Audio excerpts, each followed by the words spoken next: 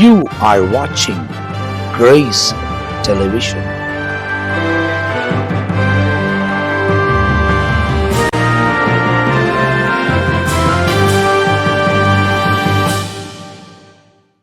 ஆண்டவரும் அருமை இரட்சகராகிய இயேசு கிறிஸ்துவின் நாமத்தினால் உங்கள் யாவருக்கும் அன்பின் வாழ்த்துக்களையும் ஸ்தோத்திரங்களையும் தெரிவித்துக் கொள்கிறேன். தேவனுடைய பெரிதான கிருபையால் சுவிசேஷம் என்ற இந்த நிகழ்ச்சியில மீண்டுமாய் உங்களை சந்திப்பதிலே நான் மிகுந்த மகிழ்ச்சி அடைகிறேன். இவ்வளவு தூரம் ஆண்டவர் நம்மை பாதுகாத்து வழிநடத்தினார். இந்த மாலையில இந்த வசனங்களை தியானிப்பதற்கு ஆண்டவர் நமக்கு இரக்கம் பாராட்டியிருந்தார். போன பகுதி அந்த முந்தின பகுதியில எல்லாம் பார்க்கும்போது நிறைய காரியத்தை தெரிந்து கொள்வதற்கு தொடர்ந்து ஆண்டவர் உதவி செய்கிறார். அதுவும் தேவனுடைய ஊழியர்களோட, திருசபையை நடத்தக்கூடியவர்களோட, அவங்களோடு இணைந்து பரிசுத்த ஆவியானவர் வெளிப்படும் போது அநேக மறைப்பொருட்கள் வெளிப்படுகிறது. அதே நேரத்தில் நீங்க பாத்தீங்கன்னா ஒவ்வொரு நிகழ்ச்சிக்கு இந்த இடர் வேளையிலெல்லாம் நிறைய காரியத்தை பேசும்போது நிறைய காரியத்தை தெரிந்து கொள்வதற்கெல்லாம் ஆண்டவர் இரக்கம் பாராட்டுகிறார். அதே போல வசனத்தை நீங்களும் ஆராய்ந்து அறிந்து கொள்ளுங்கள். இரவும் பகலும் இந்த வசனத்தில் தியானமா இருங்க. ஏன்னா வசனமானவர் வெளிப்படும் போது வசனத்தில் வாழ்கிறவர்கள் தான் அவரோடு கூட இணைக்கப்பட முடியும் என்பதில் ஒரு சந்தேகமும் கிடையாது. இப்ப இந்த சுவிசேஷம் நிகழ்ச்சியில மத்தேயு எழுதின சுவிசேஷம், மார்க் எழுதின சுவிசேஷம் இவைகள் எல்லாம் முடித்து விட்டு தற்போது லூக்கா எழுதின சுவிசேஷம் 13ஆம் அதிகாரம் கடைசி பகுதியில் இருக்கிறோம். இதுல போன முறை நம்ம தியானித்த போது குறுகிய பாதை, விசாலமான பாதை, அந்த காரியங்கள் வந்த உடனே கடைசியாய் ஏரோதை குறித்து ஒரு சில காரியத்தை மாத்திரம் நான் சொன்னேன். அது குறித்து ரொம்ப தெளிவாய் நம்ம மத்தியில பிஷப் ரெவரண்ட் பினியாஸ் பேச போறாங்க. அதை தொடர்ந்து வரக்கூடிய காரியங்கள் ஒவ்வொரு ஊழியக்காரங்களும் உங்களோடு கூட பேச போறாங்க. ஆனா வசனத்தை நல்லா கவனிங்க. இதை பார்க்குற நீங்க மற்றவங்களோட ஷேர் பண்ணுங்க. அவங்களும் வசனத்தை பார்த்து தெரிந்து கொள்ளட்டும். சேனலை சப்ஸ்கிரைப் பண்ணாதவங்க சப்ஸ்கிரைப் பண்ணி கொள்ளுங்க. வசனத்தை கேட்டு வசனத்தின்படி நடங்க. ஆண்டவர் உங்க வாழ்க்கையில மேன்மையான காரியங்களை செய்வார். இப்போது போன பகுதி தொடர்ச்சியாக இந்த பகுதியில நீங்க பாத்தீங்க அப்படின்னா இயேசு கிறிஸ்து இந்த விசாலமான பாதையை குறித்தும் குறுகிய பாதையை குறித்தும் பேசிக்கொண்டிருக்கிறார். பேசிக்கொண்டிருந்த போது அந்த இடத்துல இருக்கிற பரிசேயர்கள் வந்து இயேசு கிட்ட ஒரு காரியத்தை சொல்றாங்க. 31, 32, 33 அதை குறித்து நமக்கு விளக்குகிறது. இதை குறித்து நம்ம மத்தியில பிஷப் ரெவரண்ட் பினியாஸ் பேச போறாங்க. இந்த 13வது அதிகாரத்தை பார்க்கும்போது ரட்சிப்பு, மனம் திரும்புதலை குறித்து அதிகமாய் ஆண்டவர் சொல்லுவது மாத்திரமல்ல, தேவனுடைய ராஜ்யம் வளருவதை குறித்தும் அங்கே சொல்லிட்டு, தேவனுடைய ராஜ்யத்தை அல்லது சுவிசேஷத்தை அறிவிக்கும் பொழுது எதை குறித்தும் பயப்படக்கூடாது, தைரியமா என்ன பண்ணணும், சொல்லணும் அப்படின்ட்டு ஆண்டவர் ஏற்கனவே சொல்லியிருக்கார். இப்போ இங்க நடந்த சம்பவம் என்ன? 31வது வசனம். அந்த நாளிலே சில பரிசேயர் வந்து, நீர் இவ்விடத்தை விட்டு போய்விடும். பார்த்தீங்க அப்படின்னு சொன்னா பல இடங்களில இயேசுவை போய்விடும் என்று சொல்லியிருக்காங்க. பேதுரு சொன்னார், நான் பாவியான மனிதன், என்னை விட்டு போய்விடும் அப்படின்னு சொன்னாங்க. லேகியோன் பிசாசை தொடர்ந்த பிறகு அந்த ஊர் ஜனங்க வந்து எங்களை எல்லை விட்டு போய்விடும் அப்படின்னாங்க. இப்ப பாருங்க, இப்ப ஏன் போய் சொல்றான்னு கேட்டா, உம்மை கொலை செய்ய ஏரோது என்ன பண்றாரு? ஆமா, மனதா இருக்கிறார். உம்மை கொலை செய்யறாங்க, அதனால நீர் என்ன பண்ணும்? போய்விடும். நன்றாய் கவனிங்க. இந்த அதிகாரத்தின் ஆரம்பத்துல பார்க்கும்போது பிலாத்து கலிலேயர் என்ன பண்ணியிருக்கான்? கொலை செய்திருக்கான். ஆனா இங்க ஏரோது இயேசுவையே கொலை செய்ய வேண்டும் என்று அவன் தீர்மானித்திருக்கிறான். அப்போ அதே நாட்களிலே தான் இவர்கள் இருவரும் வாழ்ந்திருக்காங்க. பிலாத்து, ஏரோது 2 பேரும் வாழ்ந்திருக்கார்கள். 2 பேரும் கொலைக்கார பாவியா இருந்திருக்காங்க. ஏன்னு கேட்டா, அங்க நாம பார்க்கும் பொழுது பிலாத்து அங்க கலிலேயரை கொலை செய்தான். ஆனா இங்க ஏரோது இயேசுவை கொலை செய்ய மனதாய் இருந்தான் என்றார்கள். அதற்கு அவர், நான் இன்றைக்கும் நாளைக்கும் பிசாசுகளை துரத்தி, அப்போ எனக்கு வேலை இங்க இருக்குப்பா, நான் அவனுக்கு பயந்து நான் என்ன பண்ண மாட்டேன், ஓட மாட்டேன், என் வேலை இங்க நிறைய இருக்கு. அப்ப என்ன வேலைன்னு கேட்டா, முதலாவது இன்றைக்கும் நாளைக்கும் நான் இந்த இடத்துல பிசாசுகளை என்ன பண்ணணும்? துரத்தணும். 2வது வியாதியசுகளை சொசமாக்கணும். அப்படி செய்துட்டு 3வது நாளிலே நான் நிறைவடைவேன். என்றால் என்ன அர்த்தம்? என் ஊழியத்தை செய்து முடித்து நிறைவடைய போகிறேன். ஒரு பக்கம் பஸ்டர் அந்த வசனம் ஒரு மரணத்தை குறித்தும் சொல்ற மாதிரியே இருக்குது. ஆமா, 2 நாள் எனக்கு வேலை இருக்குது. ஆமா, அதெல்லாம் செஞ்சு முடிச்சுட்டு 3வது நாள் அதுதான் உண்மையான சத்தியம். என்னன்னு கேட்டா, அந்த 3 நாள் அப்போ நான் அவர் மரிக்க போகிறதை குறித்து இங்க ஒரு வெளிப்பாடு அங்கே வருகிறதாக நாம் பார்க்கிறோம். இன்றைக்கும் நாளைக்கும் நான் பிசாசுகளை துரத்தி வியாதி உள்ளவர்களை சொத்தமாக்கி 3ஆம் நாளில் நிறைவடைவேன். அப்படி என்றால் 3ஆம் நாளில் என்னுடைய பணிகள் எல்லாம் முடித்து உயிரோடு கூட எழும்புவேன் என்று சொல்லி இன்டைரக்டா சொல்ற ஒரு மேலான ஒரு சத்தியமா இருக்குது. அதற்கு அடுத்து மறுபடியும் சொல்றாரு, இன்றைக்கும் நாளைக்கும் மறுநாளைக்கும் நான் நடமாட வேண்டும்.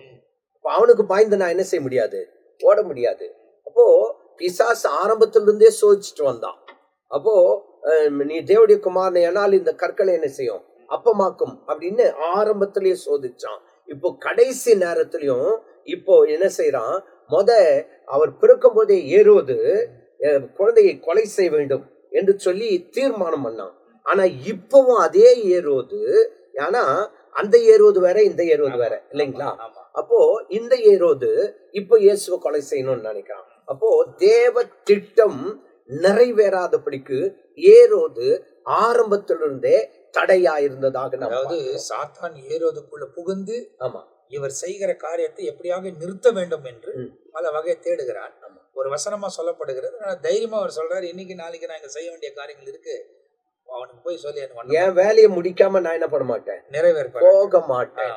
அதே போலதான் தேவ சித்தம் இந்த உலகத்துல நிறைவேறும் போது அநேக வேதாகம புருஷர்களை பிசாசு தடை செய்திருக்கிறான். நாம ஏற்கனவே பார்த்திருக்கிறோம். மோசே 80 வயதுக்கு பிறகு அந்த மோசையின் மூலமாய் இஸ்ரவேல் ஜனங்களை ரட்சித்து வெளியே கொண்டு வருவது தேவ திட்டம்.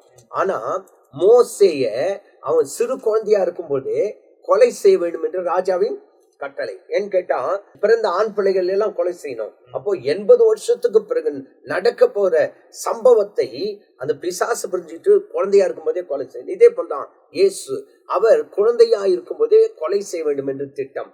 இப்போ பாருங்க, ஆண்டவர் ஊழியத்தை நிறைவேற்றும் பொழுது அங்கே வசனத்துல வாசிக்கிறோம், என்னன்னு கேட்டா ஏரோது உம்மை கொலை செய்ய மனதாயிருக்கிறார். அப்போ ஆண்டவர், நான் வந்த நோக்கம் பிசாசுகளை துரத்தணும், வியாதியை சுகப்படுத்தணும், அது எல்லாரையும் சொஸ்தமாக்கணும், என் வேலையை நிறைவேற்ற வேண்டும் என்பதை தெளிவா சொல்லிட்டு இன்றைக்கும் நாளைக்கும் மறுநாளைக்கும் நான் நடமாட வேண்டும், இந்த உலகத்திலே நட வேண்டும். அது மட்டும் எருசலேமுக்கு புறம்பே ஒரு தீர்க்கதரிசியும் மடிந்து போகிறது என்று நான் சொன்னதாக, தைரியமா சொல்றாரு, நான் சொன்னதாக நீங்கள் போய் அந்த நரிக்கு சொல்லுங்கள்.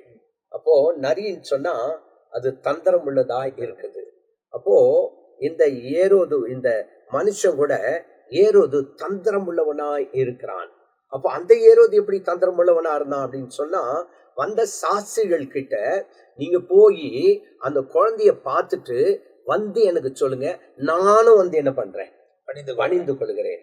அப்போ உண்மையாக பணிந்து கொள்கிற வார்த்தையா என்று பார்த்தால் இல்ல, தந்திரமான வார்த்தையை சொல்லி. அப்ப என்ன அர்த்தம், நீங்க வந்து சொல்லுங்க, இருக்கிற இடம் தெரிஞ்சிச்சுன்னா போதும், நான் வந்து என்ன பண்ணிடுறேன், கொன்னுடுவேன். அதான் அவருடைய உள்ளான எண்ணம். ஆனா வெளியில அவருடைய வார்த்தை எப்படி இருக்குன்னு கேட்டா தந்திரமான. ஆனா என்ன அப்படின்னா, அந்த ஞானிகள் இல்ல அந்த வைஸ் மேன், அதாவது என்ன சொல்றோம், சாஸ்திரிகள், ஞான சாஸ்திரிகள் வந்தபோது அவங்களும் ஏரோதை நம்பின்னு தான் போனாங்க.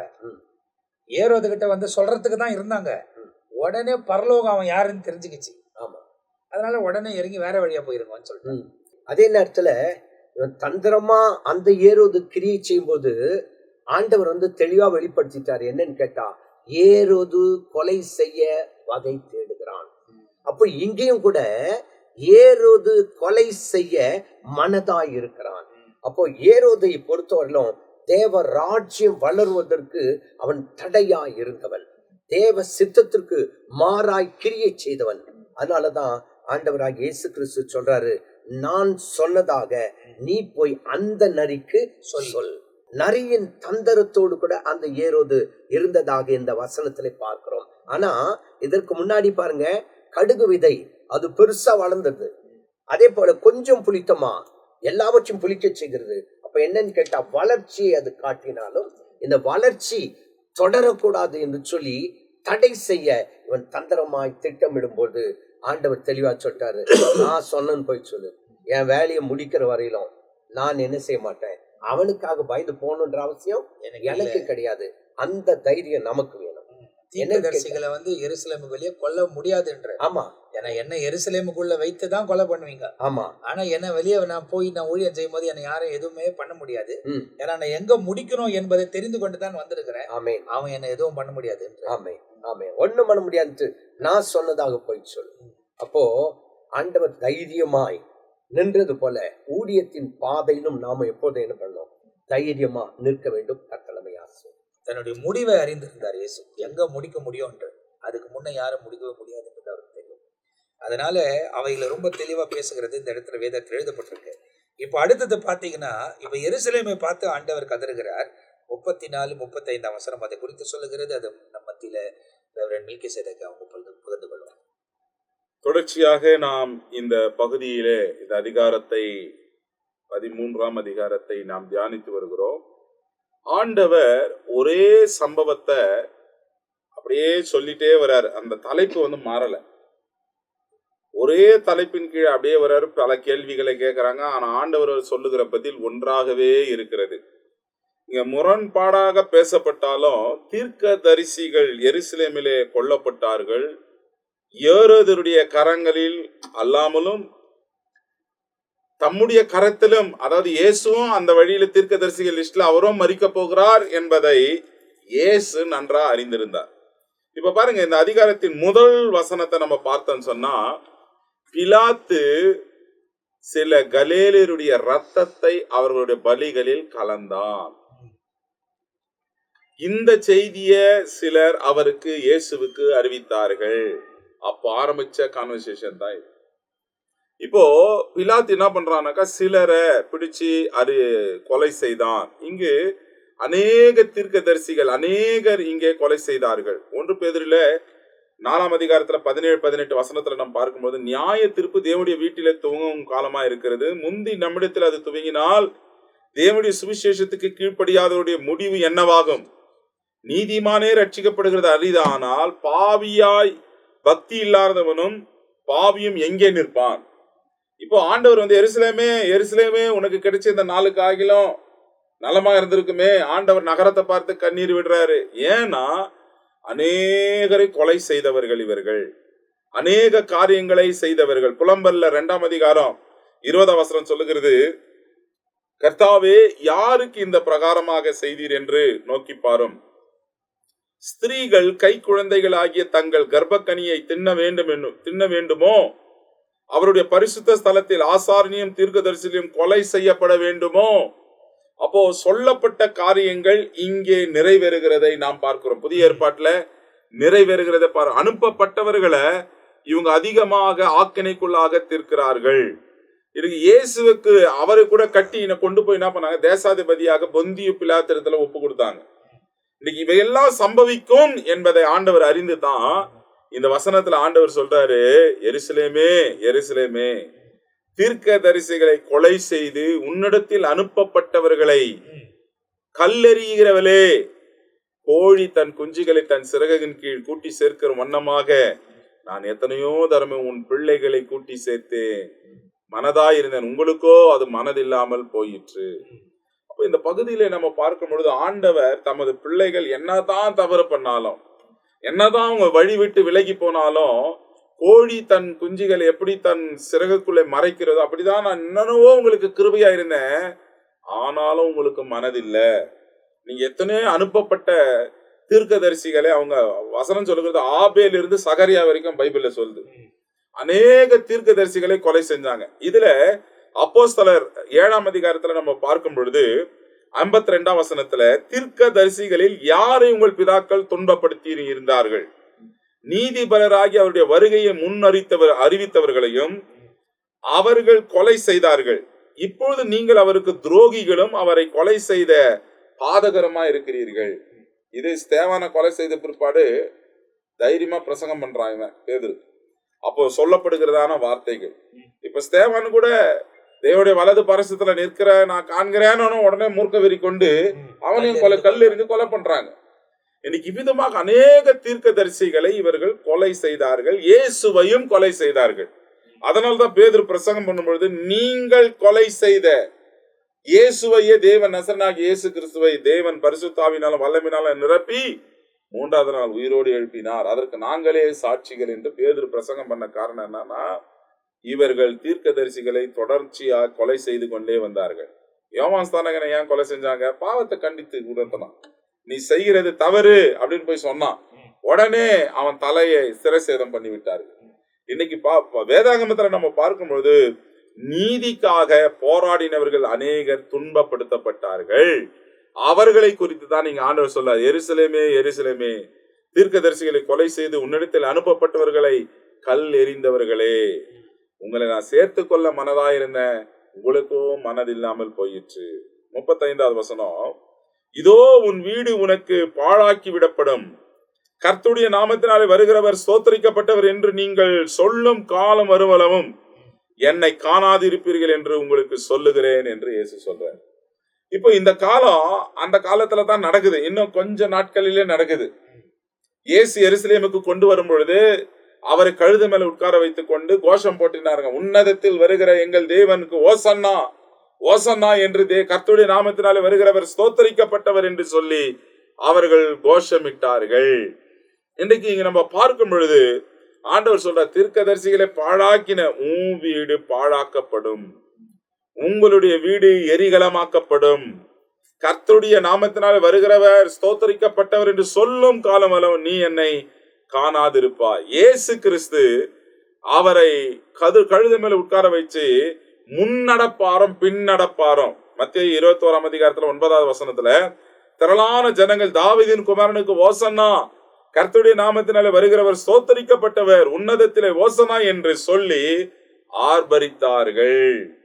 அப்ப பாருங்க, தீர்க்க தரிசனமாய் சொன்ன காரியங்கள் சம்பவிக்கிறது. இயேசுக்கு தெரியுங்க, அவர் உலகத்தில் வந்ததே மரிப்பதற்காக தான். யோவான் ஸ்நானகன் ஜான் சாப்டர் 1:29 நீங்க பார்த்தீங்கன்னா, இதோ உலகத்தின் பாவங்களை சுமந்து தீர்க்கிற தேவ ஆட்டுக்குட்டியின் அடையாளம் காட்டும் பொழுதே மரிக்கத்தான் இவர் வந்தார். அது யோவானுக்கு கூட தெரியும். அவன் வழியை ஆயத்தப்படுத்தினா, காட்டும் பொழுது அட்ரஸ் சொல்லும் பொழுது நம்முடைய பாவங்களுக்காக மரிக்க வந்த ஆட்டுக்குட்டி இவர் தான். இனி நம்ம ஆட்டுக்குட்டியை பலி செலுத்த வேண்டியதில்லை. இவரை கொலை செய்தார்கள். இயேசுவை ஆக்சுவலா என்ன பண்ணாங்கன்னா மர்டர் பண்ணாங்க. பேதுரு அழகா சொல்ற, ஜீவாதிபதியை நீங்கள் கொலை செய்தீர்கள், அவரை மர்டர் பண்ணாங்க. அவங்க அவ்வளவுதான் முடிஞ்சிடுச்சுன்னு நினைச்சாங்க. ஆனா 3வது நாள் தாம் சொன்னபடியே அவர் உயிரோடு எழுந்தார். வேதம் தாம் சொன்னபடியே மனுஷகுமாரன் இவ்விதமாய் பாடுபடவும் இவ்விதமாய் அடிக்கப்படவும் 3வது நாள் பாவியான மனுஷர் கையில ஒப்புக் கொடுக்கவும் 3வது நாள் எழுந்திருக்கவும் வேண்டும் என்று வேத வாக்கியம் சொல்லுகிறபடி இவைகள் எல்லாம் சம்பவிக்க தன்னை தானே அவர் ஒப்பு கொடுத்தார். இன்னைக்கு இந்த வசனம் நிறைவேறுகிறது, இந்த வார்த்தைகள் நிறைவேறுகிறது. முன்னடப்பாரம் பின்னடப்பாரம் சொல்ற காலம் வரைக்கும் இயேசு சில காலம் அவர் மறைந்திருந்தார். அதுக்கப்புறம் நேரம் வந்த பிற்பாடுதான் ஆண்டவர் என்ன பண்ணாரு, தன்னையே இது தேவ சித்தமா இருக்குது, என் நேரம் வந்தது, என் வேலை வந்தது என்று அவர் ஒப்பு கொடுத்தார். அதை தான் இந்த பேஷன் வீக்னு சொல்லுவாங்க.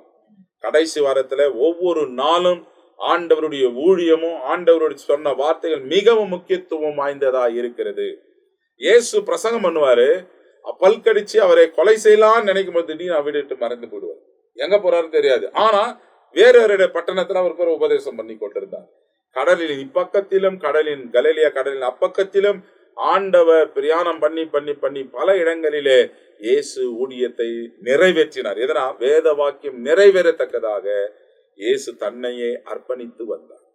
இப்ப இந்த இடத்துல நீங்க பாத்தீங்கன்னா, இந்த பகுதியில எருசலேமே எருசலேமேன்னு பார்த்த அந்த நாட்களில கர்த்தர் சொன்னதை லூக்கா இந்த பகுதியில அவர் பதிவு பண்றாரு. ஆனா அதுல என்ன சொல்லப்பட்டிருக்கு அப்படின்னா, நீங்க என்னை திரும்ப கூப்பிடுகிற வரை, கர்த்தரின் நாமத்தில் வந்தவர் ஸ்தோத்தரிக்கப்பட்ட தக்கவர் என்னை கூப்பிடுகிற வரை என்னை காண மாட்டீங்கன்றாரு.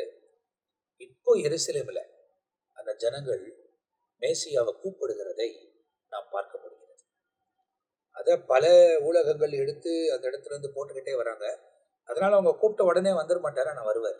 எப்படி யோபு சொன்னாரோ, அதாவது அந்நிய கண்களால் அல்ல, என் சொந்த கண்களால் நான் பார்ப்பேன் என்பது அந்த நாட்களில் நிறைவேறுகிற ஒரு காரியம். ஆனால் இப்போது எருசலேமில் எல்லா ஜனங்கள் ஒன்று கூடி அவரை கூப்பிட ஆரம்பித்து விட்டார்கள், அவரை ஸ்தோத்தரிக்க ஆரம்பித்து விட்டார்கள். ஆனால் அவர்கள் கூப்பிடுகிற இந்த நாட்களில் வரப்போகிறவர் உண்மையான மேசையா என்பதை அவர் அறியாமல் இருக்கிறபடியால் அந்த கள்ள மேசையா உள்ள பிரவேசிக்கிற அந்தி கிறிஸ்து என்னக்கூடியவன் பிரவேசிக்கிறான். முதல் அவனை ஏற்றுக்கொள்ளுகிறார்கள். ஆனால் 3 வருஷ காலத்துல பாழாக்கும் அருவருப்பை அவன் கொண்டு வந்து பலிபீட சமூகத்துல வைப்பான். அதுக்குள்ளே தேவாலயம் கட்டப்பட்டிருக்கும்.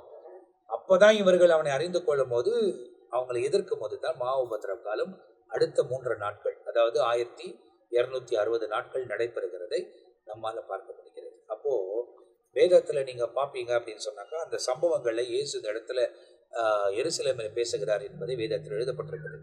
இப்போ அடுத்தது 14ஆம் அதிகாரத்துல போகும்போது திரும்ப ஓய்வு நாள் அப்போ ஒருத்தரை சுகமாக்குறாரு. திரும்ப அதுக்கு கவுண்டர் கொடுக்குறாங்க. அதுக்கு என்ன பதில் ஆண்டவர் சொல்லுகிறார் என்பதை நாம் இந்த பகுதியில் பார்க்க போகிறோம்.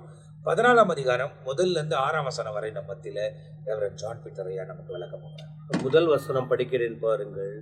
ஒரு ஓய்வு நாளிலே பரிசேயரில் தலைவனாகிய ஒருவனுடைய வீட்டிலே அவர் போஜனம் பண்ணும்படி போயிருந்தார்.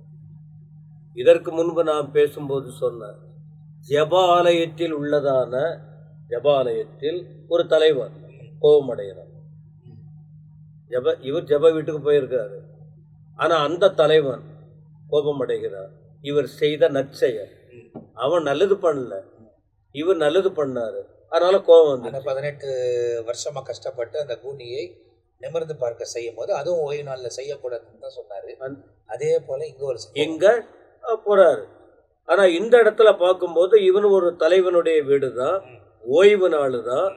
அந்த தலைவனுடைய வீட்டில் போயிட்டு போஜனம் பண்ணும்படி போயிட்டு, இவன் கொஞ்சம் ஒரு நல்ல மைண்டு மனம் உள்ளவன்.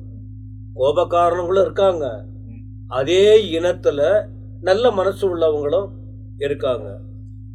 ஏற்றுக்கொள்றவங்க அவரை அரவணைத்து கூட போய்கிட்டு இருக்காங்க.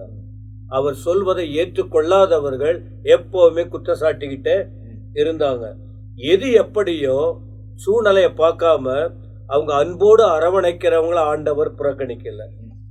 ஆண்டவர் யாருன்னா உணர்வுகளை மதிக்கிறவர். ஒரு மனுஷனுடைய உணர்வு என்னன்னு தெரியும். மதிச்சு அவங்க வீட்டுக்கு போய் சாப்பிட போறார், பந்தி இருக்கும்படி போறார். 2ஆம் வசனத்துல, அப்பொழுது நீர்க்கோவை வியாதி உள்ள ஒரு மனுஷன் அவருக்கு முன்பாக இருந்தார். என்ன செய்வாரோ என்று ஜனங்கள் அவர் மேல் நோக்கமாயிருந்தார்கள். நீர்க்கோவை வியாதி அப்படின்னு சொன்னால் உடம்பு முழுவதும் திரும்ப திரும்ப அப்படியே வீங்கிக்கிட்டே இருக்கும். கை வீங்கும், தலையிலேருந்து கால் வரைக்கும் நீங்க பார்த்தீங்கன்னா வழக்கமாக இருக்கிற நிலையை விட வீக்கம். முகம் வீங்கிடும், கை வீங்கிடும், வயிறு வீங்கிடும். தண்ணீர் கோத்திச்சுன்னு சொல்லுவாங்க தான் நீர் கோவை. நீர் கோத்திச்சு, தண்ணீர் அதிகமாயிடுச்சு. அது கொஞ்சம் பார்க்கும்போதே கஷ்டமாக தான் இருக்கும். பார்க்கும்போதும் கஷ்டமாக இருக்கும். அவங்களும் அளவுக்கு மீறி கஷ்டப்படுவாங்க, மூச்சு விட முடியாது, பல விதத்தில் பாதிப்பு. இந்த நிலையில இப்போ அங்கே இருக்கிறான். இவன் கூட எங்கே தான் இருக்கிறான்? அந்த சாப்பாடு போஜனம் பண்ணுற இடத்துக்கு அங்கே போயிருக்காருல்ல, அந்த இடத்துல போகும்போது இவன் அந்த இடத்துல இருக்காங்க. ஆண்டவர் ஒரு பக்கம் ஒரு வேளை டேபிள் இருக்கிற இடத்துல அங்கே இருப்பார். அப்போ அந்த இடத்துல ஒரு கூட்டம் காத்திருக்கும். சுகவீனமானவங்க இங்கேருந்து எப்படி இந்த வழியாக தான் உள்ளே போகணும், அந்த வழியாக தான் வரணும் அப்படிங்கிற எண்ணத்தில் அவன் அங்கே இருக்கிறான். அப்போ அங்கே ஒரு கூட்டம் இருக்கு, அவரையே பார்த்துக்கிட்டு இருக்காங்க. அவர் சாப்பிட்றாரு என்னவோ பார்த்துக்கிட்டே இருக்காங்க, அவரையே பார்த்துக்கிட்டு இருக்காங்க. அப்போ பார்க்கும்போது நோக்கமாக இருந்தார்கள். அன்னைக்கு ஸ்தேவானை கொலை செய்கிற சூழ்நிலை வரும்போது கூட ஒரு கூட்டம் அவனையே நோக்கி இருக்கு. அவரை ஸ்தேவானை பார்க்கும்போது அவர்கள் பார்வையில் ஸ்தேவான் எப்படி காணப்பட்டான்? தேவ தூதனை போல் அப்படின்னா அவ்வளவு பிரகாசம் அவங்க அறிக்கையிடுறத பார்க்க முடியும். அப்புறம் இன்னொரு இடத்துல அப்போஸ்தலர் 3ஆம் அதிகாரத்துல ஒரு கூட்டம் பார்த்துக்கிட்டு இருக்கு. ஒருவன் பார்க்கிறான் பேதுரு யோவான, அந்த இடத்துல ஏதாவது கிடைக்கும்னு படுக்கையில கிடந்தவன், வியாதியா இருந்தவன். இன்னொரு கூட்டம் பார்க்குது, சுகமாக்கப்பட்டவர்கள் அந்த சாலமோன் ஆலயத்துல கூடி வந்தாங்க. இப்போ இன்னும் என்ன நடக்க போகுதுன்னு பார்த்துக்கிட்டே இருக்காங்க. ஆனா இந்த இடத்துல பார்க்கும்போது இந்த விளைவின் இவன் ரொம்ப அங்குள்ள ஜனங்கள்லாம் வியாதி உள்ளவனை நடுவில் நிறுத்தி சுற்றி இருக்கிற ஜனங்க பார்த்துக்கிட்டு எல்லா கண்களும் இயேசுவை நோக்கி இருக்காங்க, நோக்கமா இருந்தாங்க. 3ஆம் வசனத்துல இயேசு நியாய சாஸ்திரிகளையும் பரிசேயரையும் பார்த்து, ஓய்வு நாளில் சுஸ்தமாக்குறது நியாயமா என்று கேட்டார்கள். இவரே முந்திக்கிறாரு. ஏன்னா சில நேரத்துல எவ்வளவு நாள் தான் பொறுப்பாங்க. அவனை குணமாக்கணும்னு முடிவு பண்ணிட்டுக்கிறாரு. இப்போ கேக்குறாரு. இவரு மனசு வச்சுட்டாரு. அதுவும் ஓய்வு நாள் பாரு பாஸ்டர் அவங்க வீட்டுக்குள்ள. அதான் அன்னைக்கு அழகா அமையுது. ஏன்னா இவன் சாப்பிட கூப்பிட்டவன் யாரு? பரிசேயர். எந்த நாள்ல கூப்பிட்டு இருக்கான்? ஓய்வு நாள்ல. இவன் முதலாவது கூப்பிடக்கூடாது. ஏன்னா ஏற்கனவே கேள்வி கேட்டவன். அதுக்கு முந்தின அதிகாரத்துல ஓய்வு நாள்ல இதை பண்ணலாமா அப்படின்ட்டு கேட்டவன். இப்போ அடுத்த இன்னொருத்தவன் வீட்டுல இவர் அன்னைக்குதான் போயிருக்கிறாரு. அப்போ இப்போ அவன் கேள்வி கேட்கறதுக்கு முன்ன இவரே பதில் சொல்றாரு. சரிப்பா, நியாயத்தை அறிந்தவங்களே, ரொம்ப பக்தியா வசனத்தை கைவிடாம ஃபாலோ பண்றவங்கள என்னை கூப்பிட்டுருக்கீங்க, ரைட்டு.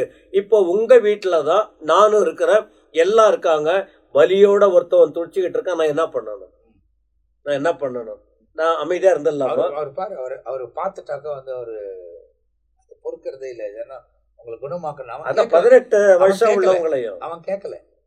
அவன் என்ன சுகமாக்க இல்ல அவன் உட்கார்ந்து இருக்கிறான். அவ்வளவுதான். அவனை பார்த்த உடனே அப்ப அவங்க எல்லாம் பார்த்து கேட்க, அவன் கேள்வி கேட்கறதுக்கு முன்ன அழைக்கப்பட்டவன் அல்லது நியாயசாஸ்திரி பரிசேயன் கேள்வி கேட்கறதுக்கு முன்ன இவரே கேட்கிறாரு. என்ன கேட்டார்னா, ஓய்வு நாளில் சுஸ்தமாக்குறது நியாயமா என்று கேட்டார். அவங்க கேள்வி கேட்கறதுக்கு முன்ன இவரே முந்திக்கிறார். சொல்றாரு 4ஆம் வசனத்துல, அதற்கு அவர்கள் பேசாதிருந்தார்கள். ஏன்னா அவருக்கு தெரியும், நம்ம சொன்னாலும் இவரு அமைதியா இருக்க போறவர் இல்லை. என்னத்துக்கு சும்மா இப்ப நம்ம வீட்டுக்கு சாப்பாட்டுக்கு கூப்பிட்டுட்டோம், இப்போ ஒருத்தவங்களை வீட்டுக்கு கூப்பிட்டு அடிக்கிற போலதானே. என்ன, இப்ப நீங்க சாப்பாடு கூப்பிடும் போது அது ஒரு மரியாதை நிமித்தம் கூப்பிடுறது. அப்ப கூப்பிட்ட பிறகு இவங்க கருத்துக்கள் என்ன இருந்தாலும் உஷாராதான் இருக்கணும். வெளியில நீ பேசிக்கலாம், மற்ற இடத்துல பேசிக்கலாம். இப்ப வீட்டுல கூப்பிட்டு நாம அவங்ககிட்ட தர்க்கம் பண்ணிக்கிட்டு இருந்தா அதோட இவரை கூப்பிடாமலே இருந்திருக்கலாம், மரியாதை இல்லாத போல இருக்கும். அதனால இவர் கேட்ட பிறகு அவர்கள் பேசாமல் இருந்தார்கள். அப்பொழுது அவர் அவனை அழைத்து சுஸ்தமாக்கி அனுப்பிட்டார். தெரிஞ்சிச்சு, இப்ப அவன் எப்படி உள்ளத்துக்குள்ள இருக்க போகுது. இந்த நேரத்துல விட்டுட்டாலும் அடுத்து பிடிச்சிக்க போறானுங்க கட்டாயம். ஏன்னா அவெல்லாம் கணக்கு லிஸ்ட் போட்டு வச்சிருப்பாங்க. ஆனா இந்த இடத்துல அவர் அவங்க அமைதியா இருந்தாங்க. அவங்க பேசி இருந்தாங்கன்னா பதில் கொடுத்துருப்பாரு. அமைதியா இருந்ததுனால கூப்பிட்டு அழைத்து அவர்களுக்கு சொஸ்தப்ப. ஏன்னா ஆண்டோடைய அன்பு அதுதான். நம்ம ஆண்டவர் வந்த நோக்கமே உபதேசம் பண்றாரு, ஜனங்களுக்கெல்லாம் சத்தியத்தை கற்றுக் கொடுக்கிறார். மட்டுமல்ல, அவர் ஆத்தும பசியும் தீர்க்கிற தேவன், சரீர விடுதலையையும் கொடுக்கிற தேவன். அதுதான். அப்புறம் அது சுகமாக்க பின்பு 5ஆம் வசனத்துல அவர்களை நோக்கி திரும்பவும் சொல்றாரு, உங்களில் ஒருவனுடைய கழுதையாவது எருதாவது ஓய்வு நாளிலே துறவில் விழுந்தால் அவன் அதை உடனே தூக்கி. ஏன்னா இவங்க இந்த வார்த்தை ஏற்கனவே கேள்வி கேட்டவங்களுக்கு இந்த பதில சொன்னாரு. 13ஆம் அதிகாரம் 15 13:15 ஏற்கனவே இவர்களுக்கு இந்த வார்த்தையை சொன்னார், கோபப்பட்டவனுக்கு.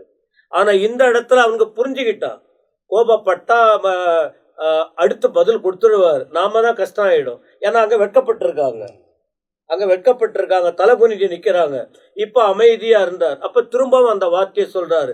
எதனாலன்னா, ஏற்கனவே பிரமாணத்துல மோசே காரியத்துல சொல்லும் போது யாத்ராகமம் 23ஆம் அதிகாரம் 5ஆம் வசனத்துல இத சொல்லி இருக்கிறாரு.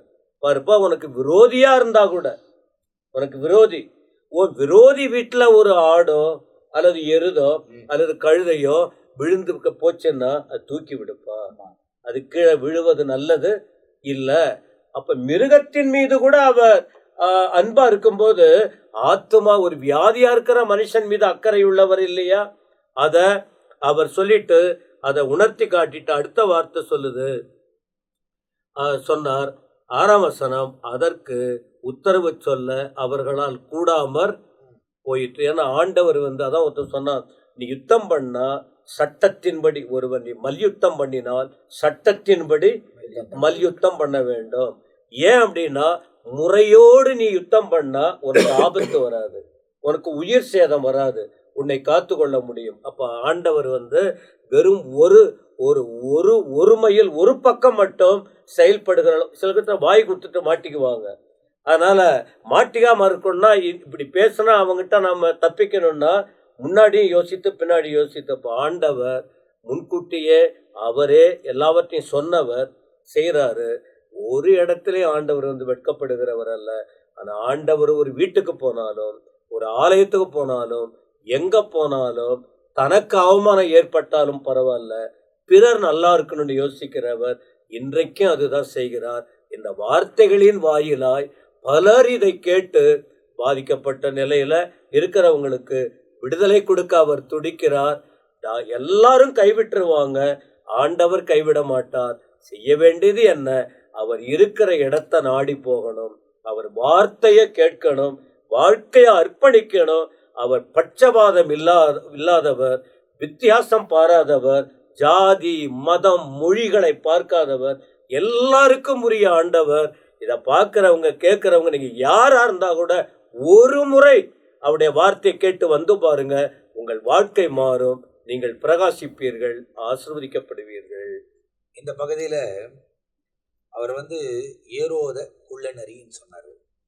அடுத்தது எருசலேமை பார்த்து அவர் சொன்ன காரியங்கள் விளக்கப்பட்டது. மூணாவது, வியாதி உள்ள ஒருவனை சுகமாக்கி அதுக்கு விளக்கத்தையும் கொடுத்து அவங்களுக்கு போதித்ததை அவங்களால பேச முடியாம இருந்ததையும் இந்த பகுதிகளில் தியானித்து, போன பகுதிகளுக்கு முன்ன பார்த்தீங்கன்னா 13ஆம் அதிகாரத்துல 18 வருஷம் உள்ள ஒரு கூனியை சுகமாக்குறாரு. அப்போ சொல்றாரு,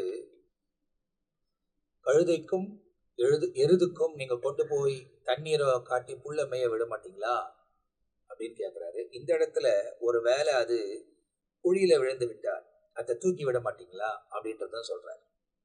ரெண்டுமே நீங்க பாத்தீங்கன்னா அந்த இடத்துல நடந்த சுகமும் ஓய்வு நாள்ல தான், இங்க நடந்த சுகமும் ஓய்வு நாள்ல தான். ஒருவேளை உங்களுக்கு விருப்பங்கிறது இல்லை, இவன் பாருங்க இயேசு இருக்கிற இடத்துல உட்கார்ந்து இருக்கிறான், அதனால கர்த்தர் அவனை கூப்பிட்டு சுகமாக்கிட்டார்.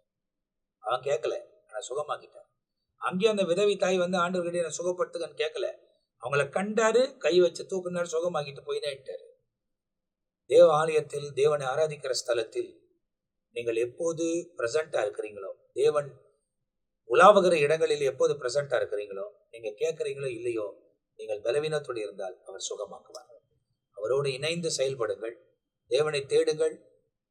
கடைசி மணி நேரம், கடைசி காலத்தில் பிரயாணப்பட்டு கொண்டிருக்கிறோம். ஜாக்கிரதையாய் எச்சரிக்கையாய் நடந்து கொள்ளுங்கள். அவர் போதிக்கிற காரியத்தை நாம் தொடர்ந்து ஆவியானவர் மூலியமாய் ஊழியக்காரர்களை வைத்து நமக்கு பரிசுத்த ஆவியானவர் வெளிப்பட்டு கொண்டு வருகிறார். 14ஆம் அதிகாரம் 1-6 வரை நாம் முடித்திருக்கிறோம். அடுத்தது 7ஆம் வசனத்திலிருந்து துவங்க போகிறோம். அதெல்லாம் அடுத்த பகுதியில் பார்க்க போகிறோம். நிகழ்ச்சி உங்களுக்கு ஆசீர்வாதமா இருந்திருக்கும். நீங்கள் இந்த சேனலை சப்ஸ்கிரைப் பண்ணிக்கொள்ளுங்க, மற்றவங்களுக்கும் ஷேர் பண்ணுங்க. ஆண்டவர் உங்க வாழ்க்கையில தொடர்ச்சியா மேன்மையான காரியத்தை செய்வார். அடுத்த பகுதியில நாங்கள் உங்களை சந்திக்கிற வரை இப்போது உங்ககிட்ட விடைபெறுகிறோம். கர்த்தர் உங்களை ஆசீர்வதிப்பாராக. ஆமென்.